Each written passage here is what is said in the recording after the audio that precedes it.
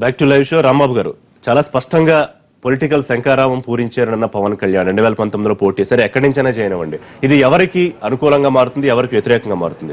ఇప్పుడు ఇవాళ చెప్పిన మాట కదా ఇది.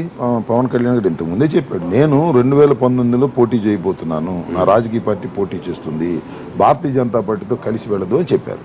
భారతీయ జనతా పార్టీతో కలిసి వెళ్ళకపోతే సింగిల్గా అన్నా పోటీ చేయాలి, తెలుగుదేశంతో అన్నా కలవాలి. తెలుగుదేశంతో కూడా కలిసే అవకాశం లేదనేది నిన్న జరుగుతున్నట్టు. వైసీపీతో కలిసే అవకాశం లేదా? పరిణామాలు ఎలా ఉంటాయి మనం కెనాట్ సే నౌ. ఎందుకంటే ప్రభుత్వ వ్యతిరేకత 2 అంశాలు ఉంటాయి. ఆయన ప్రభుత్వ వ్యతిరేకత వైపు వస్తున్నారు, ప్రభుత్వ వ్యతిరేక ఈ లైన్లోకి వస్తున్నారు. తర్వాత రాజకీయంగా ఏ రసాయనిక చర్యలు జరుగుతాయనేది వీ కెనాట్ సే నౌ.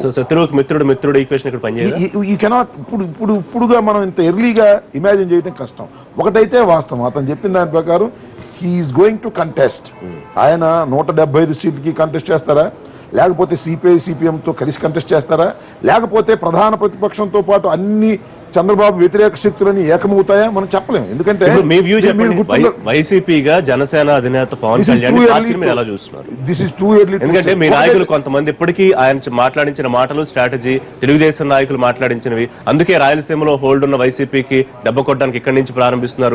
ఇట్లాంటి కామెంట్స్ చేస్తున్నారు. నేను ఎవరు కామెంట్ చేసినా నా వ్యక్తిగతమైన అభిప్రాయం, అతను తెలుగుదేశం మాట్లాడాడని కానీ లేదా తెలుగుదేశం జేబులో మనిషి అని కానీ నేను అనుకోవడం లేదు. నిజంగా ఆయన తెలుగుదేశం జేబులో మనిషి అయితే ప్రజలకు అర్థం కాకుండా ఉండదు. ఇంతకు ముందు 2-3 సంఘటనలు తెలుగుదేశం జేబులో మనిషిగా ఉండే విధంగా కనిపించాయి. ఒకటేమిటంటే, ఒకసారి స్పెషల్ ఫ్లైట్లో ఇక్కడ నుంచి వెళ్ళి అక్కడ చంద్రబాబు నాయుడు గారిని కలుసుకుని మళ్ళీ వెనక్కి వచ్చి ఏదో మాట్లాడడము, లేకపోతే తుని సంఘటన తర్వాత ఆయన షూటింగ్లో ఉండే హడావుడిగా వచ్చి ఏదేదో పిచ్చి మాటలు మాట్లాడటం. ఈ 2 సంఘటనల వల్ల ఈయన చంద్రబాబు నాయుడు ఆడిస్తుంటే ఆడుతున్న వ్యక్తి అనేటువంటి ఒక అపవాదం వచ్చింది. ఆ అపవాదం తొలగించుకునే ప్రయత్నమే ఇక్కడ చేశాడని నా అభిప్రాయం. ఒకటి మాత్రం వాస్తవం, అతను ఖచ్చితంగా ఈ ప్రభుత్వాలకు వ్యతిరేకంగా పోరాడేటటువంటి ఒక శక్తిగా రూపుదిద్దడానికి ప్రయత్నం చేస్తున్నాడని నేను నమ్ముతున్నాను. మీ అనాలిసిస్ ప్రకారం ఒకవేళ ప్రత్యేక శక్తిగా ప్రత్యేక పార్టీగా కనుక అవతరిస్తే కనుక అప్పుడు 2 పార్టీలకు ఇబ్బంది అవుతుందా? వైఎస్ఆర్సీపీకి, తెలుగుదేశం పార్టీకి? తెలుగుదేశానికి ఇబ్బంది అయిందండి. మీ మిత్రుడు అటు వెళ్ళిపోయాడంటే ఎవరికి ఇబ్బంది అయింది? మీకు ఇబ్బంది అయింది, కానీ మాకేం ఇబ్బంది అయింది? మీ మిత్రుడు భారతీయ జనతా పార్టీ, జనసేన, చంద్రబాబు నాయుడు గారు కలిసి పోటీ చేశారు. ఒక మిత్రుడు బయటకు వచ్చి నా మిత్రుడు దొంగ, నా మిత్రుడు సరిగా పనిచేయటం లేదు అని చెప్తే ఆ మిత్రుడు నష్టం, కానీ మాకేం నష్టం? గౌతమ్ గారు, మీ అనాలిసిస్ ఏంటి? ఆయన పొలిటికల్ గా ఎట్లా ఉండొచ్చు మొత్తం ఈక్వేషన్స్? అంటే ఇప్పుడే చెప్పలేమండి, బట్ పబ్లిక్ ఎజెండా మాత్రం ఏదైతే ప్రత్యేక హోదా ఉందో అది ఖచ్చితంగా ఎన్నికల అంశంగా, రాజకీయ అంశంగా మారబోతుంది అనేది మా అంచనా. దానికి అనుకూలంగా వచ్చే శక్తులన్నీ ఎవరైతే మోసం చేశారో లేకపోతే అమలు చేయట్లేదో ఉన్న టీడీపీ, బీజేపీకి వ్యతిరేకంగా ఈ రాష్ట్రంలో ప్రత్యేక హోదా కోసం కలిసి పనిచేసే శక్తులన్నీ ఒక రాజకీయ పోరాటానికి అయితే మొదలయ్యాయి, ఇంక్లూడింగ్ పవన్ కళ్యాణ్ గారు. కలవాలని కలుస్తాయని గ్యారంటీ లేదు. అది ఎటు నుంచి ఎటు సమీకరణలు మారుతాయనేది చెప్పలేము. అయితే కాంగ్రెస్ పార్టీకి మాకు కూడా ఒక స్పేస్ అడ్వాంటేజ్ ఏముందంటే, ప్రత్యేక హోదా ఇవ్వటంతో పాటు పోరాటం జాతీయ స్థాయిలో చేయటంతో పాటు రేపు జాతీయ పార్టీగా కాంగ్రెస్ కి ఉండేటువంటి అవకాశాలు రీత్యా మళ్ళీ ప్రత్యేక హోదా అమలు చేయాలన్నప్పుడు ఖచ్చితంగా కాంగ్రెసే దాన్ని చెప్పగలదు ఒక జాతీయ పార్టీగా, భారతీయ జనతా పార్టీ లేనప్పుడు. అలాంటి ఒక పొలిటికల్ అడ్వాంటేజ్ ఇతర రీజనల్ పార్టీల కన్నా చెప్పలేము. ఇప్పుడు ఇతర రాజకీయ పార్టీల కన్నా హోదా మేమే అమలు చేయగలమనే శక్తి ఉన్నప్పుడు ప్రజలు ఎలాంటి నిర్ణయం చేస్తారో చెప్పలేం కదా, ఇంకా చాలా టైం ఉంది. ప్రభాకర్ చౌదరి గారు, 2019లో జనసేన అధినేత పవన్ కళ్యాణ్ ఆలోచనలకు అనుగుణంగా, ప్రజా ప్రయోజనాలకు అనుగుణంగా పనిచేసే పార్టీ అప్పటికి తెలుగుదేశం కనుక అదే వ్యవహార శైలిలో ఉంటే కలిసి ఉండొచ్చు, లేదా ఆయన విడిగా ఉండొచ్చు. సో ఈ పొలిటికల్ ఈక్వేషన్ ఖచ్చితంగా ఇబ్బందికరంగా మారే అవకాశం ఉంటుందా అధికార పక్షానికి? మీరు ఎట్లా చూస్తున్నారు? ఎందుకంటే బలమైన శత్రువుగా మాట్లాడాడు ఆయన. ఇప్పుడు పవన్ కళ్యాణ్ గారు కూడా ఒక రాజకీయ పార్టీకి అధినేత. ఆ రోజు అవసరాలను బట్టి, ఆ రోజు స్థితిగతులను బట్టి ఆయన నిర్ణయం తీసుకునే హక్కు, అవకాశం ఆయనకుంది. కాకపోతే అంబటి రాంబాబు గారు ఏం ఆలోచిస్తున్నారంటే, లాంటి వ్యక్తులు మిత్రభేదం సృష్టించి ఏదో విధంగా పవన్ కళ్యాణ్ గారు బయటకు వస్తే బాగుంటుంది అని చెప్పి ఆయన ఆలోచన విధానం ఉన్నట్టుంది.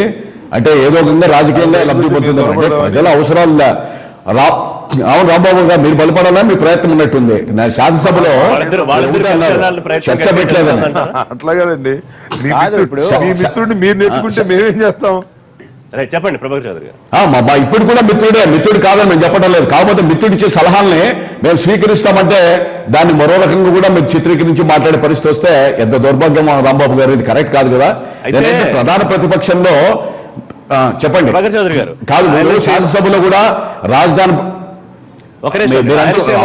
ఋషి గారు చెప్పండి రాయలసీమ రాయలసీమ నుంచి ఆయన రాజకీయ అరంగేట్రం ప్రారంభించబోతున్నారని చెప్పారు కాబట్టి దీని వెనకాల కూడా తెలుగుదేశం పార్టీ హస్తమే ఉండి ఉండొచ్చని, సరే రాంబాబు గారు ఒపీనియన్ పర్సనల్ ఒపీనియన్ కాదు అని చెప్పారు, కానీ కొంతమంది వైఎస్ఆర్సీపీ నాయకులు ఇప్పటికీ అదే ఒపీనియన్ వ్యక్తం చేస్తారు. అదే పార్టీ అభిప్రాయం కాదు అది.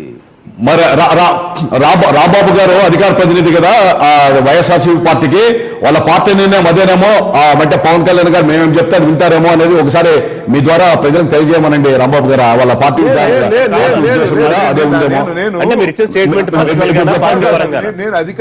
నేను అధికారికంగా చెప్పేది ఒకటే, పవన్ కళ్యాణ్ మీకు మిత్రుడు, ఆయనతో మీరు సైల్ అయ్యారు. పవన్ కళ్యాణ్ గారు మీ రాజకీయ లాభం కోసం, మీ రాజకీయ ప్రయోజనాల కోసం కొంతకాలం పనిచేశారు. ఇప్పుడు మీ రాజకీయ ప్రయోజనాల కోసం పనిచేసే పరిస్థితుల్లో లేడనేది ఆయన సంకేతాలు పంపుతున్నాడు అంతే. దీనిలో ఏ విధమైన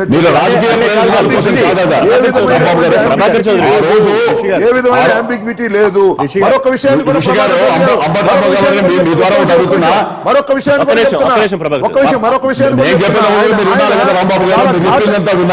సార్ ఒక్క మాట, ఆయన చాలా ఘాటైన మాట మాట్లాడాడండి. ఏమన్నాడు?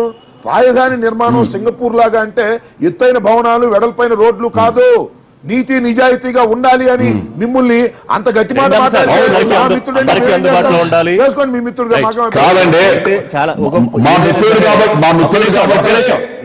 కాంగ్రెస్ పార్టీ ఒక వ్యూ ఎక్స్ప్రెస్ చేస్తుంది. రెండింటికి కలిపి చెప్తారు. ఒకటి ఏంటంటే ఒక రాజకీయ విధానం, ఒక ప్రజల సమస్య మీద ఒక రాజకీయ విధానం ముత్తులుగా ఉంచాలా శత్రువులుగా ఉంచాలా అనేది నిర్ణయిస్తుంది. ప్రత్యేక హోదా మేము ఇవ్వలేమని చెప్పేసిన తర్వాత హోదా మాకు కావాలి, అది అమృత చుక్క అని చెప్పిన వాళ్ళతో మిత్రత్వం ఏముంటది రేపు? చూద్దాం. ప్రత్యేక హోదాను ఆమోదించిన మిత్రత్వం ఉండే అవకాశం కూడా లేదు రేపు. ఒకవేళ అలా మిత్రత్వం ఉంటే ఖచ్చితంగా ప్రజలు కూడా జనసేన వైపు ఉండరు. చెప్పాలి. ఇంకా ప్రభాకర్ ఋషి గారు మిమ్మల్ని రాంబాబు గారిని ఒకటి అడుగుతున్నాను.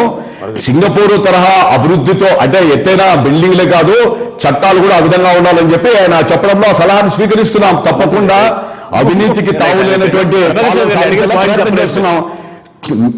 నేను అడిగిన పాయింట్ స్పష్టంగా చెప్పేయండి. అంటే వారు కొన్ని నిర్దిష్టమైన పాయింట్స్ చెప్తున్నారు, వాటికి అనుకూలంగా మీరు వెళితే మీతో ఉంటారు, లేదా ఆయన విడిగా పోటీ చేస్తారు. అందులో అభ్యంతరం అనుమానం లేదు కదా? అనుకూలంగా ఉండే అవకాశమే లేదు హోదా విషయంలో. పవన్ కళ్యాణ్ గారు సామాజిక హితం కోరి ప్రజల కోసం ఇచ్చిన సలహాలు ఏవైనా ఉన్నాయో తప్పకుండా మేము పాటిస్తాము, అమలు చేస్తాము. కూడా ప్రభుత్వం ఉంది. వాటికైతే మీకు జనసేన అధినేత రాంబాబు గారు వినపడడం లేదు. ఏమన్నారు? రాంబాబు గారు తీసుకురమ్మని సలహా ఇచ్చాడు సార్. కాదండి, ఒక నిమిషం.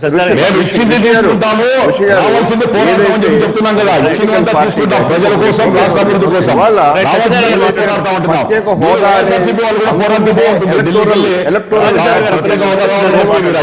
ప్రో పీపుల్ ఉంటారు, యాంటీ పీపుల్ కూడా ఉంటారు. హలో చెప్పండి.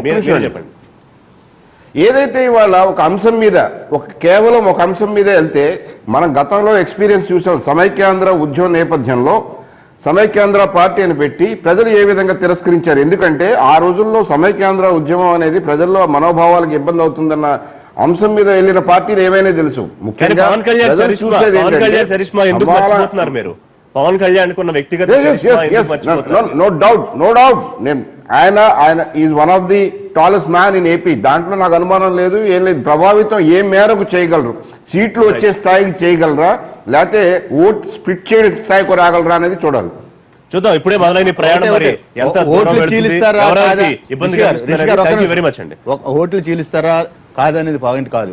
ఒక హోదాను అమలు చేస్తారా లేదన్నప్పుడు హోదా కావాలని 2019 కనిపిస్తోంది. థ్యాంక్ యూ సత్యనారాయణ గారు, థ్యాంక్ యూ రాంబాబు గారు.